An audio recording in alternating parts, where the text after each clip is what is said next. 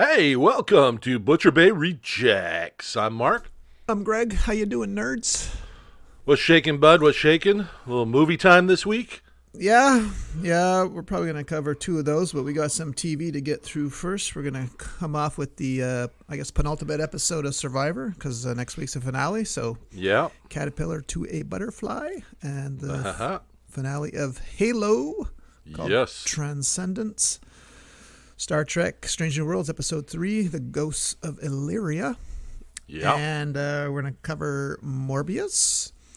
Yes. And The Lost City.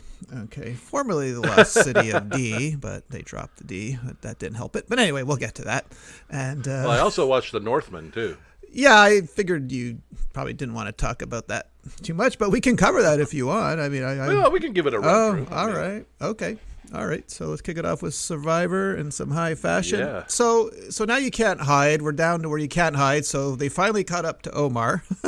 Who I picked, if he could make it, would probably win. But, he made a big move. He got out. Now Marianne made the move on him. Now she's a target. So this is going to be interesting. Well, I still think they're going to gun for John.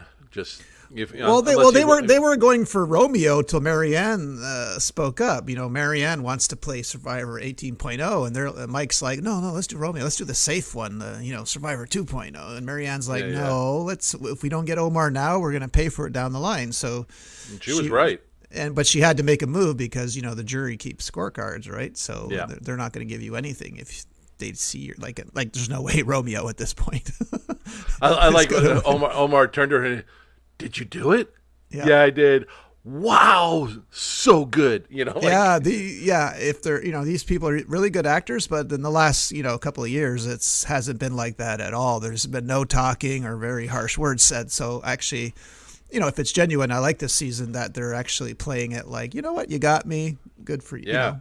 That's just it. This has been 3 under the table, out of nowhere knockouts. Yeah. In a row. Yeah. Yeah, and he even said it. He Omar was just said like he felt he was like, what did he say? Survivor confident. Survivor confident. And the second you think that or say that, you should know. That's what I can't understand. These people watch this show for 22 years. You should know the moment. The second you think you're good, you're not good. Yeah, no. Oh, no. God, he even said it. Okay. And like I said, I'm surprised John's still in it. I mean, yeah, he had no immunity, nothing. Yes, he actually he loses the one he should have won, and last week he won the one he shouldn't have. So I don't know. Yeah. Oh, that was such a by a hair kind of race. Yeah, but this is a one where you think okay, it's not made for women with small feet. This challenge, he should have had it easily. Yeah. But, I'm wondering if it's what will happen if it ends up being him and Lindsay in the final 2. Well, yeah. Well, unfortunately, lately they go right? 3. Yeah, but 3. No one, like I said, Romeo, if they're smart, will be the 3rd, and he won't get any votes. So no. But you want to bring a Romeo, trust me, because everyone knows he hasn't done anything. Yeah, Romeo's that little rat that's hiding under the bushes, coming out, eat up all the scraps and runs back. Yeah, that strategy will get you to final 2 or 3, but you won't win. So what's the point? You might as well make a massive move now and try and save face. Oh, no kidding, no kidding. Come on. And, like I said, this has been an interesting part of it. Like you never see this in previous seasons, where the takeouts are like out of nowhere. And they all the strategy happens in the right after immunity is won. Yeah. That's when all the strategies start playing out, and everybody's playing their extras like they were betting in Vegas. Like, yeah, and actually, let it ride. Lindsay could have saved Omar, but she didn't want to play the idol because she didn't want to put it back in play. So she could have kept her alliance, but she could have for sure. Yeah, she could have, but like you said, she thought she had a sure thing, and she was surprised right out of all that. She had no clue. And you could see the look of surprise on her face, like, oh, wow. I thought I had a plan in, and what? Nobody followed it. Oops. You know. Yeah. So yeah, it's. I'm wondering if she's going to start feeling the pressure now. Oh yeah, it's going to be a chaotic 2-hour finale next week. That's for sure. Well, they're down to 5, right? Yeah, and they're only taking 3. So yeah, usually the finale is over 2 hours. So yeah, like 8 to 10 type of thing, and then they do a wrap-up show. 10 to 11 usually. But last season, because of COVID, they actually, for the first time since season 1, 22 years ago, they actually announced the winner right at Final Tribal Council, which they haven't done since us, with Richard Hatch, the season with Richard Hatch. So I don't know how. Well, that's true. They always had the reunion thing, and it was the winner, right? Yeah. They actually even had the money in a glass case at the Tribal Council. I remember that. Yeah. The Survivor Borneo with Richard Hatch, and then then it's always been a reunion show. But because of COVID, they actually shocked. They didn't tell the contestants they were doing that. They're like, you know what? We're gonna read them right now, and everyone's like, huh? So they didn't really have to wait 6 months. Well, because usually from the time they vote, they wait a good 6 months, right, till Jeff reads it. So it was they weren't expecting after that. Yeah, for when it airs. Yeah, that's right. Because you always got a shot of Jeff picking up the thing and then getting onto a helicopter. And taking helicopter, off, speedboat, then landing at CBS Studios or something. And be like, skydiving off. We're here for Survivor. Statue of Liberty. Yeah. Oh man. Well, we'll wait and see. But next week should be a good one. All right, ready to get in some Halo Transcendence? Yes, sir. I have a question. I thought Halsey got captured too easily. I wasn't thinking clone, but what exactly? Her daughter said she's too dangerous to lock up or whatever. Were they gonna assassinate her? Like I don't. They said article whatever.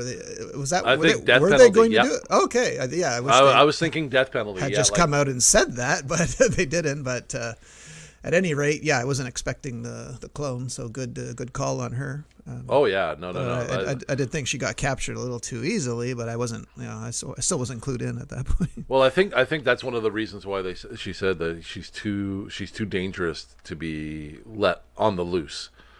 Even incarcerated, she's going to be dangerous. And man, that was just like, it was brilliantly played. Obviously, I wasn't expecting the whole clone thing, and then like. As soon as you see her convulsing, no, that was it. She cloned herself. Yeah, she had to do that because Kai definitely was going to kill her. Boy, oh boy. Kai wanted her bad. Kai had a mean on for her. Holy smokes! Killed her assistant. I was happy with that one, but oh yeah. What do you think? You're going to knock her in the head with a monkey wrench and you're just going to get away? Yeah. Well, remember when the assistant said the asset is in place, get away, but at the end when another assistant came and collected her to take off, she had such a smug look on her face, like you can't beat me, like we're trying to evolve the human race. I'm like, jeez. Yeah, by kidnapping little children from their parents. Yeah. Well, you're evolving the human race, but you do it a little bit sideways. But big time fight. Like that fight scene at the end when they were on that planet. That was big time gameplay right there. That was like, and that was wave after wave. Guy with the alien with the battle axe. He was from the first episode, right? He was the one that collected the artifact. Yeah, that's right. So it's like, oh. And I like how they got the other Spartans on board. It was like, she lied to us. She told us, and then Captain Keyes, he fessed up, and it was just like, boom. Do you think? Let me ask you this: did you get the impression that they removed their emotion chips? Or their pellets? No, I was hoping that Master Chief would remove theirs. I thought he's going to have to. I said, he's going to have to rip it out of their backs, especially the African American guy. Like he's not playing ball. But no, I didn't think. You didn't see that they were acting a little bit more emotional. No. Like when he's like, I don't like this. I don't like he was a little, almost like nervous about it. I would when they have were liked. flying through the. I would have through the liked tunnel. him to have removed him, like just thrown him on their stomachs and take his knife and. Well, even when when the- Riz got shot. Well, Vanek, and- Vanek was starting to come around, but not the other guy. He was, dead set. But yeah, Riz? who's the ginger, the redheaded girl? Is that? That's Riz. That's okay, Riz. Yeah, Riz, and the other guy's Vanek. Yeah. So Yeah, Riz was. Vanek got because he got really upset when Rez got shot. Yeah. Yeah. We're losing her. Yeah. He was. But when those two were aiming their guns at Master Chief, it was more Riz looked like she was having second thoughts. She at kept that lowering point, yes. her gun, and he's like, "Raise your gun," At that point, yes, but it was but there was a gap between that point and when they boarded the Pelican to head to the planet. So I'm wondering if in that time they did and. Oh, I think why would they show that then? Venick was kind of like a little harried flying through the thing. He's like, oh, okay, I don't like this, Yeah, he's like, you were gonna shoot me, weren't you? He goes, yeah, but I wasn't gonna enjoy it, Yeah, exactly. So I mean, all of it was. I mean, I loved it. As a season finale. It just makes me look forward to the next one. Yeah, what's a bet McKee's not dead? Okay. You don't think so? No, I don't think so at all. Well, they were planning on sacrificing her. I was kind of shocked that. Okay, since Kai shot her, but yeah. Okay, speculation here. Do you think Halsey cloned McKee? when would she have done that though? McKee, they were doing tests on McKee all the time. Oh, okay. You mean she took some kind of sample? sample? Took a little sample because she was going to drop John and use McKee to find Halo. Yeah. So if she grows her own McKee, haha. But does the clone have everything the original does though? Like, are they still special? I'm not sure. Well, that's just it. That's got to be the trigger, right? That's got to be the thing. So, if she clones McKee and McKee doesn't respond to or the artifacts or whatnot don't respond to her, then she drops that McKee and needs to get John. And what better way to mess with John is to present McKee in front of him after he saw her die. You know what I mean? Yeah. That would be the best way to fuck with him. So, yeah. that's could be for a season 2, but yeah, I do not think she's either like she said she's dead or they cloned her. Yeah. So she'll be around in some form, and then of course the whole Master Chief letting Cortana take over to get out of the jam and grab the artifact was pretty cool because he said he knew that was the only way and that he trusted her, and boy did she deliver. Oh jeez, yeah. And of course we didn't know Kai's like, because I'm wondering what kind of voice would come out of the about a Master Chief. Would it be Cortana's? Well, he just nodded, right? Yeah. But I'm loving how all this is evolving, and I want to see more personality out of Kai. I want to see more personality out of Chief. I want to see the other two kind of get on board and be more of like a unit kind of thing. Like they were a fighting unit, but they were like programmed, right? I want to see them fight as a unit because they want each other's back. They want to be there for each other and so on and so forth. Because I think that always makes a stronger bond, and be that much better at just raising hell, Yeah, exactly. And I'm glad we didn't have any Soren 66 story, going back and forth. I'm glad we didn't have that Quan Han, whatever. I'm glad it's just. Well, I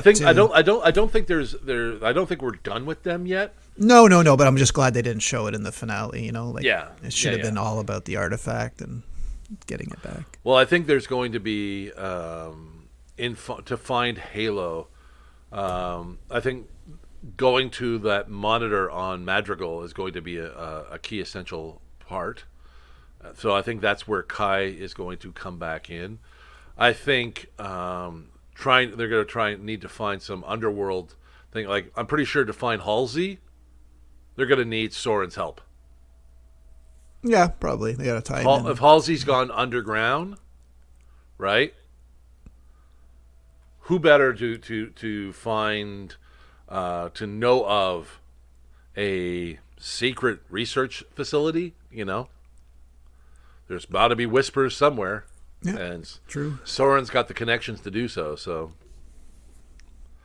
I think Season 2. Season 2. I think Season 2 is going to be a lot more dramatic. I think they were kind of testing the waters a little bit. And I think Season 2 is they're going to ramp it up a lot. I think there's going to be a lot more intensity in Season 2. Yeah, something to look forward to, definitely. Yeah, for sure. Speaking of looking forward, I definitely love this episode of Star Trek, and I'm going to tell you why. Because, I'm a big fan of the pilot, right? The Cage. That's how we first met Pike and all that. And that's where we first met Number One. So for 56 years, we never got Number One's story. So I'm just going to say real quick, okay? So in the pilot, Number One was played by Majel Barrett. The beautiful Majel Barrett, soon wife of Gene Roddenberry. Yeah. And now, if you look at that pilot, Spock is smiling and he's like looking at flowers. And so what happened was when they reshot the pilot, NBC says, "Look, you certainly can't have a woman first officer, and you can't have an alien." So Gene Roddenberry had to choose one. He chose Spock. He wanted an alien on the bridge. However, it was Number One in that pilot that was cold, emotionalist, very logical. He just transferred Number One's qualities to Spock.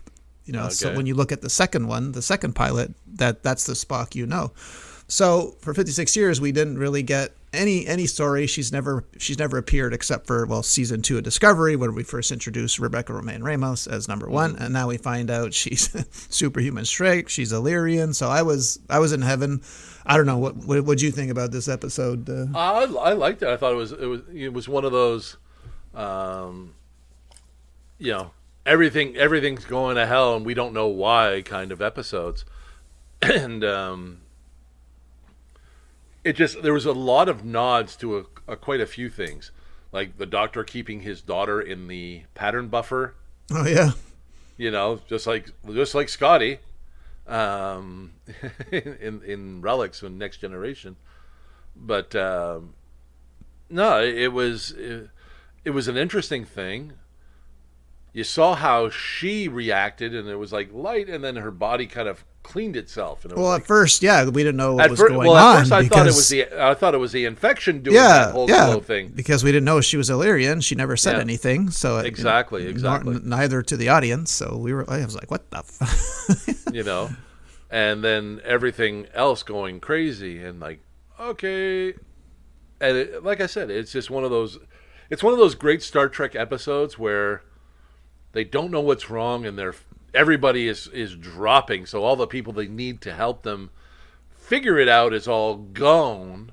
Yeah. So they got to really scramble to find out what's going on. Yeah, the captain and Spock are on the planet, which by the way was Marketplace in Toronto where they filmed that. So really? Cool. They're on the surface, of course, and security chief Lan. So we finally get confirmation. World's worst kept secret. She's related to Khan Noonien Singh. Yeah. Which makes her very. She's talking about him as an ancestor. Yeah, that's the thing. When Kirk comes across them in the old show, the Space Seed, I forget how many centuries or whatever. They had been out there a while, right? Right. So, but so that they were careful to. Yeah, no. At that point, yes, it would be. They haven't been found yet, so he's still drifting out there. But I still like the deadpan humor between Pike and Spock on the surface. Yeah. It's like, it's just great. It's camaraderie. Like you never got that from the other show, right? From the original. I know they were even they were like holding each other when the ghosts were. Yeah. Well, they were like, oh boy, this is getting kind of intimate here. This be my last night. I think those are the colonists. Oh. Yeah. Two possible theories. Yeah. Now, did you call that beforehand, or was that? Yeah, I figured because of the title of the episode, "Ghosts of Illyria." And I figured they were the colonists. Yeah. But no, you know what? Like I said, it's cool how everything came about, and again, you know, it's like it was a good detective story, right? Yeah. Why did Uhura not get infected? She did get infected, but she slept in the dark. That's right. Yeah. No light, so the contagion it just died out. Yeah, and we find out you can't have any Illyrians in Starfleet because you can't modify your genetic code. But she goes to Pike. Pike's like, nah, you know, we're good. Well, you know, you're the best first officer in the fleet. And well, that's just it. That's one of the things I liked about it is it's the sticking up for each other. It's the humanity. It's not the strict by the book rules.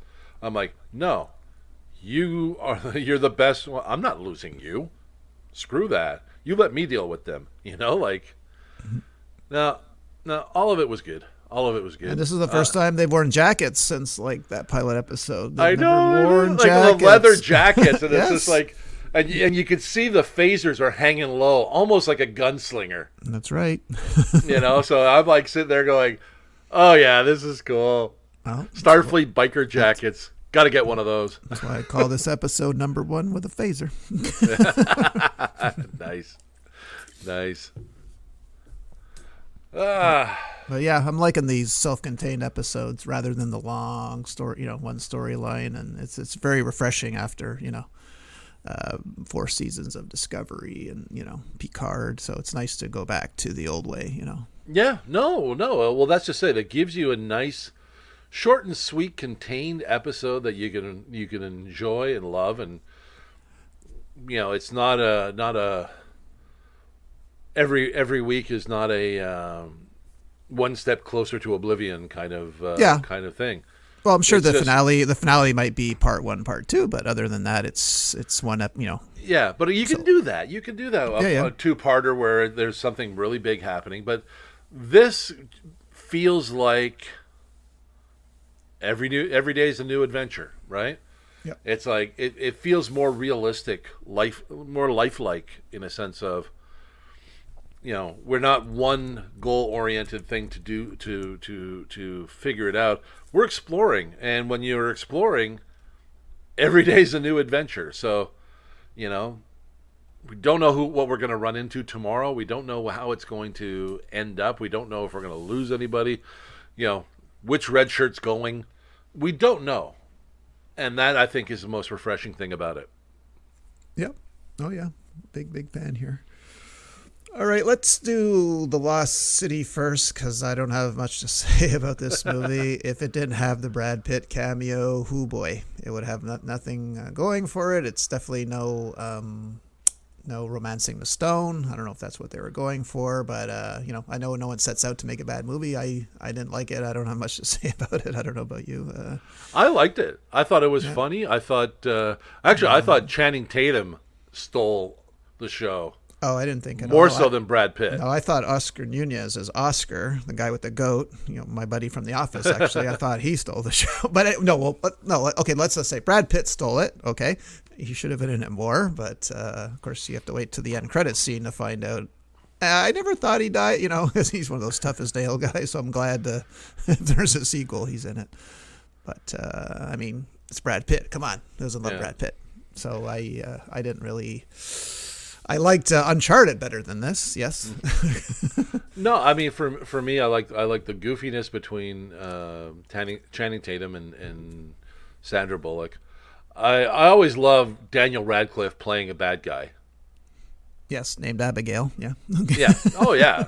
But he's got a comedic presence that we never really saw because of all the Harry Potter stuff, right?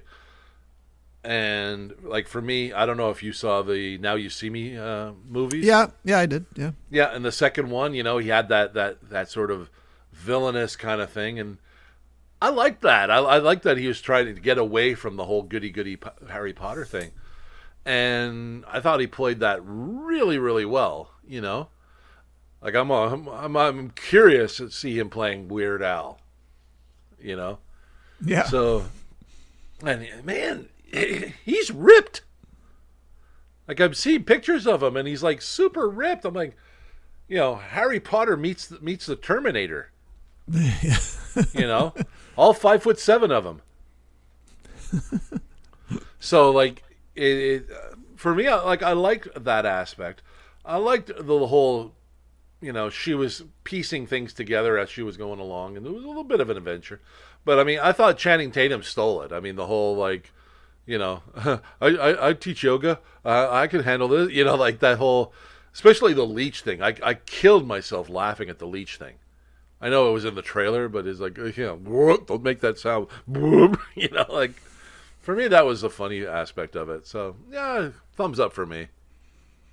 All right. Let's go to Northman, because I'm surprised you finished it. Because, for one, it wasn't what I thought, because the trailer fooled me, okay? I thought it was going to be what I saw in the trailer, and it wasn't. It was, in reality, it was Hamlet, which was based on the old Viking or Danish folklore. Right. And it was way too long, but, I loved everyone in it. The cinematography was excellent, of course, because, Robert Eggers did The Witch and The Lighthouse, so I thought it went on too long, so I liked it, but not as much as I should have, so I didn't think you would have liked it at all. I didn't. Okay. So I was right. No. Okay. I mean, I watched it, and I was kind of hoping for something, because it seemed like an interesting type of story. Well, yes. If you look at the trailer made it look like it was exactly that, a revenge, like an action, revenge type of movie. Yeah, exactly. Yeah, exactly. Yeah. With like ups and downs to equal something like Gladiator, you know what I mean? Those good build-ups and drops and very, very tense moments and whatnot. Yeah. And you could have shaved half an hour off that movie. Oh, easily. Easily. And then the whole last fight was cool, because it reminded me of the Battle of Mustafar between Obi-Wan and Darth Vader. Yeah. But no, cinematography is always good, and where they shot, location, But it had the elements, but they just kind of like they kept the pacing so even. Yeah, that you really couldn't get excited about when he was starting to take out his uncle's henchmen. He could have wiped them all out that night. Yeah, exactly. And then called them out to the courtyard. I'll go. I've returned. Now, I mean, the twist about the mom. Okay, didn't see that coming. Yeah, but me neither. So it was just like, okay, so that was a good point to really devastate your main character and have him try to come back from that. But other than that, they just dragged that shit out. I know. I listened to him. He was on Mark Maron's podcast, WTF, and he, the way he was talking about this movie, that got me psyched. But it's too bad you don't like horror-ish movies, because The Witch, he didn't like The Witch. He says, I can't look at The Witch, because when I look at The Witch, I see what I could have done better, and I couldn't get what was in my head out onto the screen. And no, you did, Robert Eggers. You did. Like, The Witch is so to date his best movie so far, I find. But this one, I don't know. It didn't. Great performances, but it just. They had everything to go with it, but it just kind of like, they could have gone at a pace like, for example, King Arthur with Clive Owen, right? Yeah, exactly. You had your slow bits, but then when the action ramped up, boom, it went hard. And speaking of bits, I shouldn't be wondering if Hymir the Fool, played by Willem Dafoe, was actually holding his own bit in his hand. I should have been more engrossed in the movie rather than thinking, is that a prosthetic penis, or is he really? Yeah, no kidding, right? I should have had time to think that. Although I was surprised that Ethan Hawke was cast as like the. Yeah, we can see he used that where he used his long hair for, right? Because he went right into Moon Knight after that, I believe. And I'm like, okay, you're like a lot younger than. Well, like I said, Nicole Kidman 3 years ago played Alexander Skarsgård's wife on that HBO show, right? And now she's his mom, so that just shows you Hollywood. Yeah. She was his wife 3 years ago on Big Little Lies. Yeah, I mean, perhaps there was a lot of historically correct things happening, but it was just like, yeah, they could have. Yeah. They could have done so much more with the story and made it that much more interesting. Yeah, I liked it, but I wouldn't watch it again. And very feeble thumbs up. I know you don't like it, but even then I'd give it, That's 2 hours I'm not getting back. Yeah. Well, that would go to a movie I think that went way too fast, and you know me about action and all that. So Morbius, let's just say if we're talking about vampire superheroes, I preferred the first Blade. I liked Morbius, but I guess after more than a 2-year wait, I guess I was expecting more. What do you think? Do you like it? I liked Morbius more than I liked Venom. Oh yeah, for sure. Yeah, me too. I think too. this was but not as much as the first. What about the first Blade and Morbius? Oh no, the first Blade, you can't beat that. That's right. But I think this is a very good introduction of Morbius into the MCU. It's still the Sonyverse, but I think that's going to all get corrected. Well, the action, there was a shot. Like, I found the action really good, but it was too fast. Like, there's one scene on the boat where he's taking out the mercenaries, and the muzzle flash catches his face. And it was such a comic book panel. He's about to claw the guy in the face. Yeah. The muzzle flash lights up his face, and it's just like Morbius from the comic. But that was so, they even slowed it down a bit, but it was just happening too fast. And well, I kind of expected it to be that fast. I expected him to some scenes were way too dark too, I thought, for the action scenes. But no, for me, I think everything was paced just right. I expected those scenes to go by fast. I expected him to be uncannily, zip back and forth, boom, and they're all and dead. Did you guess like me from the very moment you saw Matt Smith as a boy in the orphanage, he was going to be the villain? Like, I knew it. I didn't know anything about the story yet. I instantly knew that he's going to be the villain. That they're going to grow up. And did you guess that? I didn't know he was going to be the villain, but but when the nurse got killed, I had a feeling it was him. Okay. Yeah, I had a feeling it was him.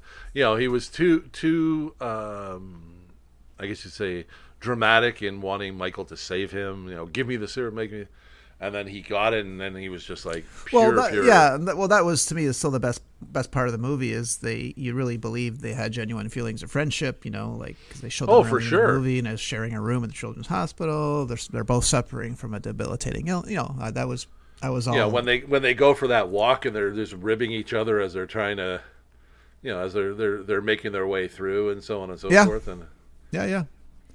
The shared doctor. Yeah, even after their friendship, suffers numerous blows, he still can't bring himself. They really can't bring themselves to, like, I guess, hurt or kill each other till the very, very when he realizes he can't be saved, type of thing. Well, that's just it. I mean, how do you and it's a tough call too, right? So how do you take away the ability to walk, the ability to have something you've never had all your life, and you've suffered and such, and now you got to take it away from the person, even though you can't take it away from yourself, right? So it's a very hard call. But I think Morbius is also going to be a lot tougher and a lot harder as time goes on. He's going to be much more deadlier. So well, but did he ever fix the problem of his dwindling, or how he keeps timing his doses? How he did they by the end of the movie? No, that still okay. hasn't been resolved. So okay, that's what I thought. Yeah. And now what's her name is infected. Yes. So she's out of the comic too, I believe. I forget her name right now. No, so do I. Yeah. Well, if we're going to the end, weren't those the worst confusing mid and post credit scenes you've ever seen? I had to research this. What the hell's going on here? I found them so confusing. Why? What did you find confusing? Well, the whole Michael Keaton character like showing up, so I didn't know we're doing multiverse here, like because of what happened in Spider-Man, like it wasn't like as cut and dry as the other mid and post credit scenes are. I had to research both of them to remember, the chain of events that got him there. You know what I mean? No, I knew it right away. No, not me. The majority didn't either, from what I'm reading. I keyed it all together right off the bat. Oh no, you keyed that. I keyed the them Matt Smith being the villain. You didn't, but the majority, like if I send you article after article about the end credit scenes and how people are like, what the fuck, I mean, you're a comic nerd. You or a good memory, one of the two. So yep, I had both. to read it. Both. Yep. Okay. No, but I mean, you see the crack in the sky, which is similar to everything else that was going on through the multiverse, through Spider-Man, all that sort of thing.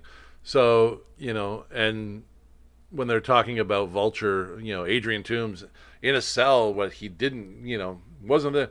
I'm like, okay, he did a crossover, just like Venom did the crossover into the MCU universe, leaving a little piece of him behind, which is going to be the Venom for the MCU. So for me, that was like, oh yeah, that's obvious. Okay, he's in the Sonyverse now. Yeah. So I think it's they're either going to play a bit on the Sinister Six, or they're going to be assholes and Venom's going to take them on. Who knows? We shall see. Or they're all going to blend it all back together after Multiverse of Madness, and it'll be beautiful, one universe again. Could be.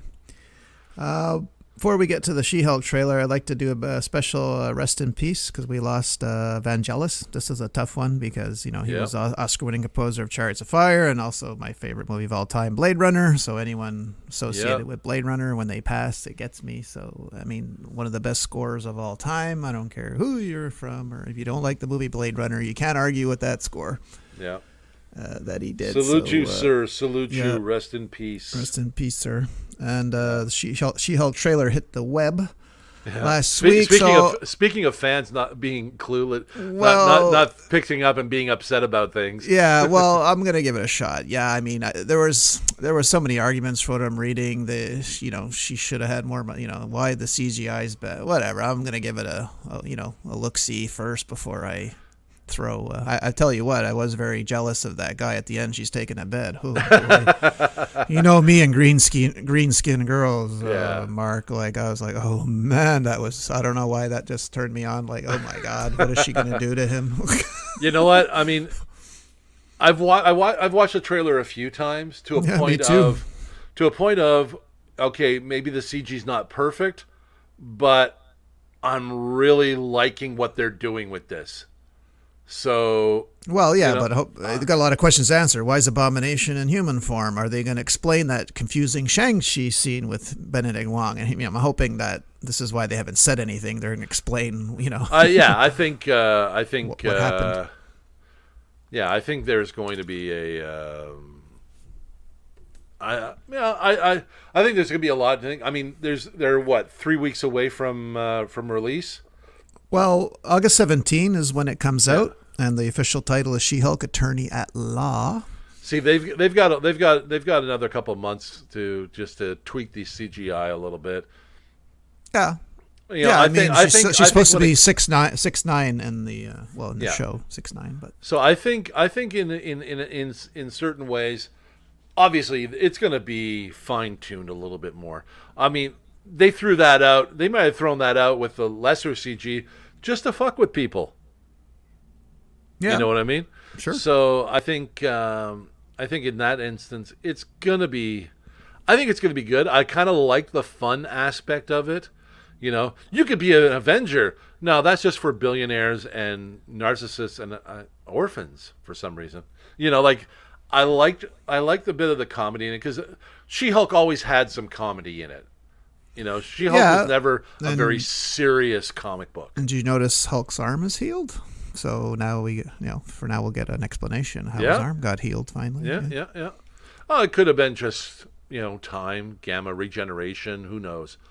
But, no, I think I think there's going to be some awesome play between her and Mark Ruffalo.